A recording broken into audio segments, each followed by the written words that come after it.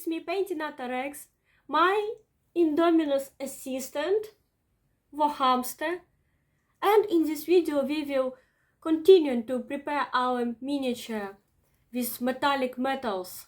As far as you can remember, it is a Gwailo boy from Corvus Belly. Yeah, that's it. Okay, fine. Go. Gwailo is completely dry. Let's start painting it with premium metallic red by Vallejo. By the way, during this video we will shake bottles well before using, because the paint fragments are sinking to the bottom. So, at the top it can be more liquid, which can affect the quality of painting. Firstly, paint the most convex areas are not under the shade.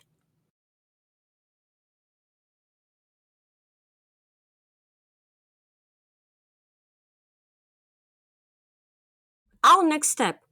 We use Vallejo metallic silver powder to add more volume and simultaneously make our mini more shiny.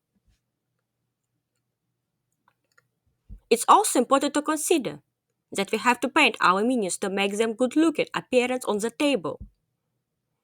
The upper part of them is also more visible for other gamers. So, we make it lighter than its lower part to give them a volume. Metal objects have some key features. One of them, the top wear wears off after a time in some areas. So, we have to add scuffs on places of their occurrence. Next step. Mix 2 drops of silver powder, 5 drops of Emperor's Children, 3 drops of hexatlichen, and 2 drops of water.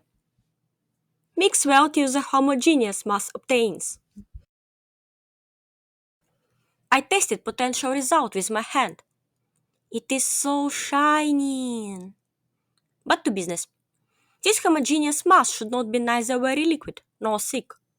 It should have smooth consistency.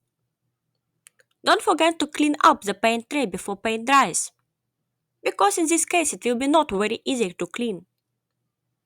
Now I will camouflage myself as the victim of domestic violence.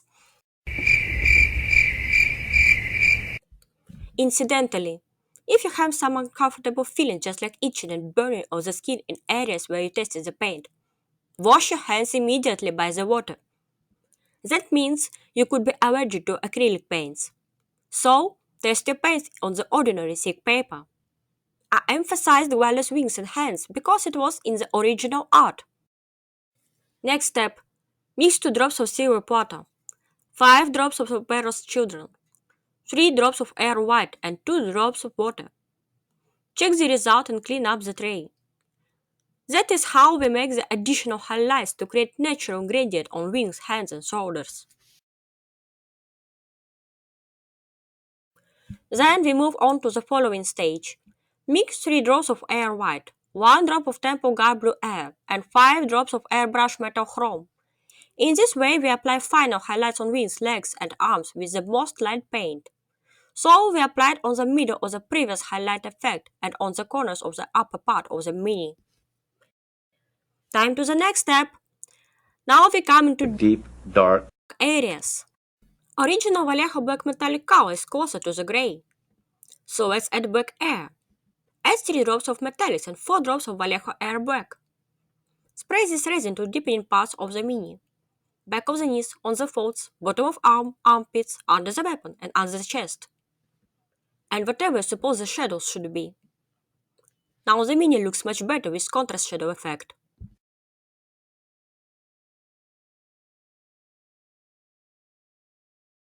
Let's get to the next round! Use 4 drops of lemon yellow and add 2 drops of water. Spray this neon acid on the head and slightly on the area around it, above the knees, on the back, and highlight our weapon to give it more interesting look. Now we should put aside our airbrush and we will start now to paint our mini with normal brushes. It's a shade time! Find Drakenhof Night Shade and paint some joints of details with the thin brush, especially on the most bright and colorful areas, because they are more visible. I used it on head, weapon, and all edges. In our occasion, we should not dip the mini, or it will kill that shine of metals and make the colors darker. And we should apply the paste to make our mini bright again. Just carefully apply it on deepenings and save our time. Technical Tesseract Glow for glowing effects and additional volume on yellow surfaces. After we applied it to the whole areas we needed, we have to give them some time to dry up. A little later. A aromatic blue contrast to make dots on hexagons. Next, we use blood letter glaze to emphasize the metallic red elements. Arm on hands, chest and shoulders, yellow bulbs, metal parts of wings, and weapon closer to the muzzle. This color is very strong, so shade by wet clean brush around the surface.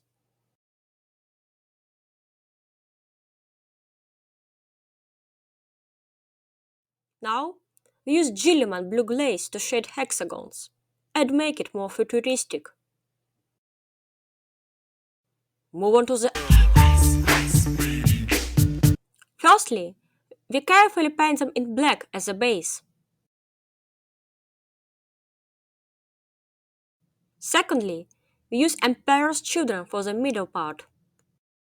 Thirdly, we use Carabar Crimson shade for shading from pink to black. 5 minutes later. Last detail, White Bleak by Vallejo White. Now for details. The relief on the hexes on wings is not deep enough to use shade. So, we covered by thin brush with any black color. Now we have to highlight edges on hexagons with H Blue Heart or Vallejo Sky Blue. Why so much attention to those wings? Because most of the time you will look on them on the table from above. Come back to yellow areas. Tesseract glows completely dried up, so we can lighten our yellow to make the details more visible. For this case, we use dawn edge or ice yellow highlights around eyes, skin folds, armor, and weapon edges.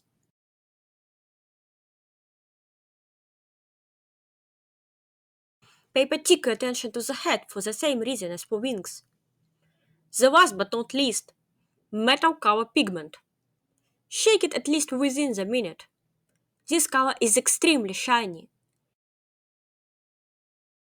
We use it on small details and fringes, around holes and ends of wings.